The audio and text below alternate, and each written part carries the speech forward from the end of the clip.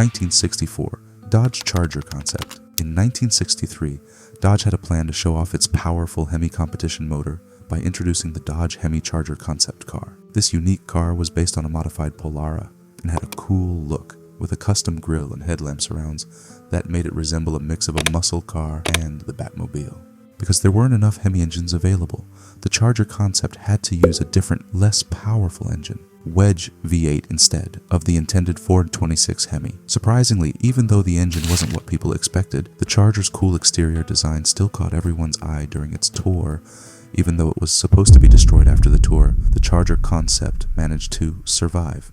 It was restored later on, and the restorers even found one of the original Hemi V8 engines that was meant for it. This special engine, built to NASCAR specifications, gave the Charger concept a whopping 600 horsepower, keeping its legend alive in the world of cars. 1966-1967, Dodge Charger 426 Street Hemi, first generation. In 1966, Dodge unleashed its first Charger model, which came in various trims. These engines varied in size and power output, providing customers with choices that suited their needs. Transmission options included both manual and automatic variants, with 3 or 4-speed manual transmissions available, alongside a 3-speed automatic gearbox. But the standout version was the 426 Street Hemi. This model boasted a powerful 425 horsepower V8 Hemi engine, allowing it to reach an impressive top speed of 150. Its distinctive fastback body design contributed to its immediate appeal, generating a remarkable 425 horsepower. This powerhouse engine solidified the Charger's reputation as a force to be reckoned with on the road, delivering exhilarating acceleration and thrilling performance. To create the Charger, Dodge modified its midsize Coronet 2-door hardtop by adding a sleek fastback roofline, concealed headlights, and full-width taillights. Priced at $322, the Charger was $417 more expensive than the Coronet 500 hardtop. One notable highlight was the inclusion of rear bucket seats, a unique addition that offered enhanced comfort and versatility for passengers. These rear seats could be conveniently folded down to create additional cargo space, optional center consoles, and comprehensive gauges. Dodge sold about 37,000 Chargers in 1966, a year in which Ford sold more than 600,000 Mustangs. The next year was even worse, with fewer than 16,000 Chargers sold, and only around 100 with a Hemi. The massive fastback body just wasn't to everyone's taste. 1968-1970, Dodge Charger RT, second generation. The second generation of Charger, still built on the B-body platform, abandoned the look of the first generation in its design. The model years received various cosmetic changes to the exterior and interior, including an undivided grille, rounded tail lights, and hidden headlights. Both the rear and front clips now curved in what was known as a Coke bottle profile, increasing the car's overall length by about 5 inches. Mostly V8s were available in this generation, but a 3.7-liter inline 6-cylinder unit was also offered for the first time for the 1969 and 1970 model years. The 1969 Charger featured 2 V8 engines in the 2-barrel and 4-barrel. The former put out 290 horsepower and the latter topped out at 330 horsepower.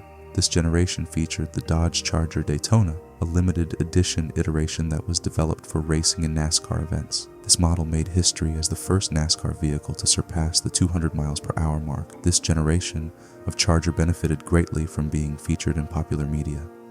The 1969 Charger was featured in the Dukes of Hazzard TV show, while a 1968 Charger RT440 was featured in the famous street chase in the movie Bullitt. An initial 35,000 units were slated for production.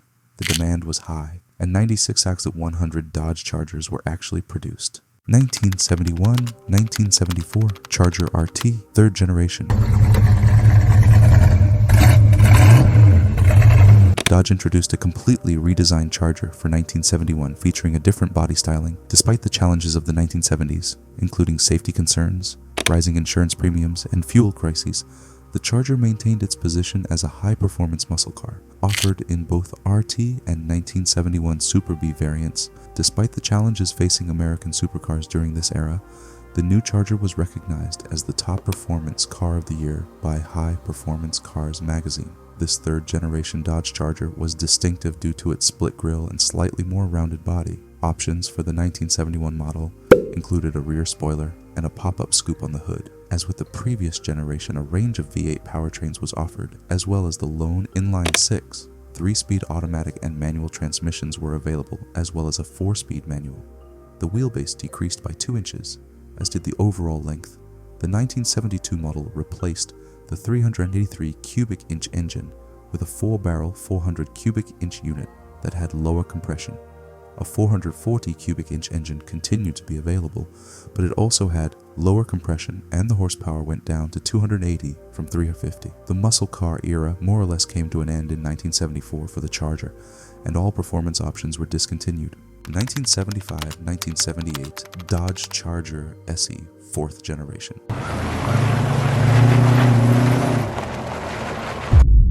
In the 4th generation, the Charger underwent a transformation into a luxury car, which meant significant changes to its appearance and design. Instead of the bold and muscular lines typically associated with muscle cars, the Charger now sported a more refined and luxury look.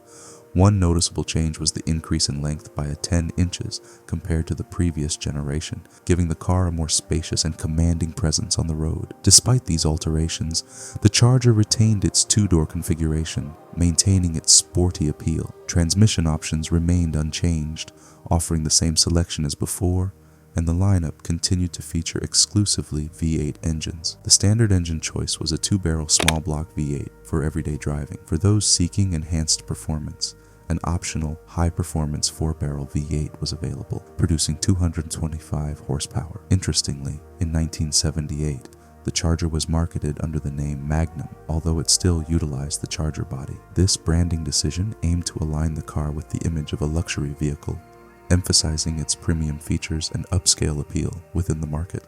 1981-1987 Charger 2.2 5th generation.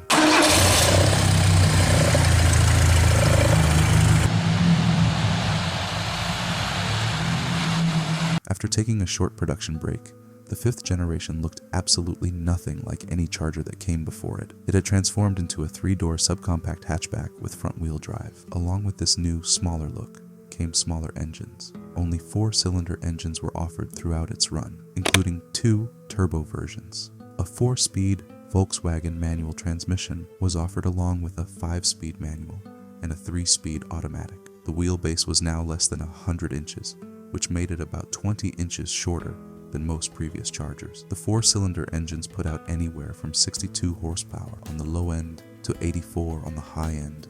Eventually, a Shelby Charger was introduced, and it offered a high compression engine that put out 107 horsepower. After this generation, the Charger would disappear for nearly 20 years. 2006 to 2010 Charger SRT8 6th generation.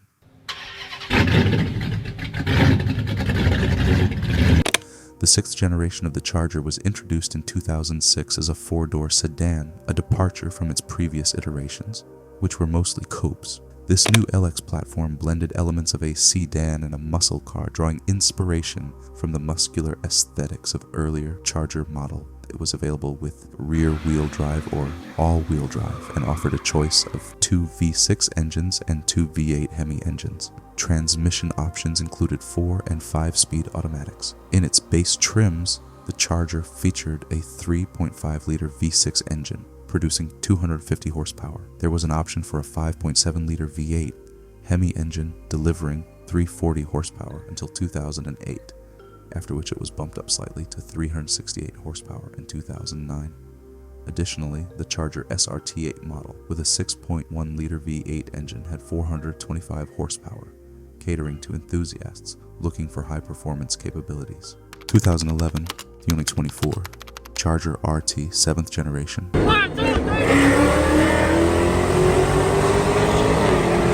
This generation is loosely based on the previous Charger platform, which it shares with the Dodge Challenger and the Chrysler 300. The interiors for this generation includes a 7-inch cluster display and a revised Uconnect touchscreen.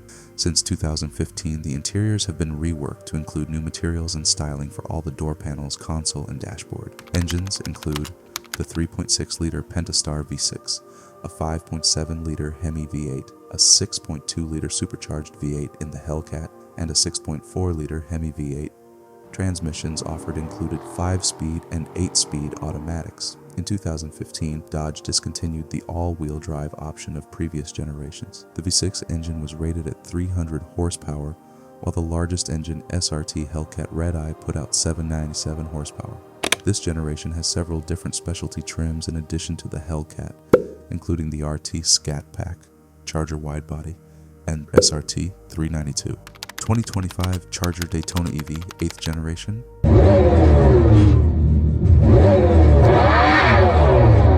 Creating a vehicle that looked like a muscle car but without an internal combustion engine under its hood was a daring project. The 2025 Charger's styling pulls heavily from Dodge muscle cars of the 1960s and 70s, and its designers have included retro themes inside the cabin too. The dashboard inherits its layered look from the 1968 Charger, and there's an old-school pistol grip shifter sprouting from the center console. The tech inside the cabin, of course, is light years ahead of anything the engineers of the 1960s could have dreamed of, and includes a 10.3 or 16-inch digital gauge display and a 12.3-inch infotainment screen. At first sight, the car's profile doesn't reveal the fact that it's a hatchback. The long doors and the ascending waistline created a dynamic look for the vehicle. Dodge launched the Charger Daytona Coupe as an electric affair only. It was built on top of Stellantis' large STLA platform, which allowed it to install an electric motor for each axle. As a result, the Charger Daytona Scat Pack sent 670 horsepower in all corners, helping the car get from 0 to 60 in just 3.3 seconds. The new Charger is heading for production in early 2025 and should grace Dodge showrooms with its sleek new look shortly after.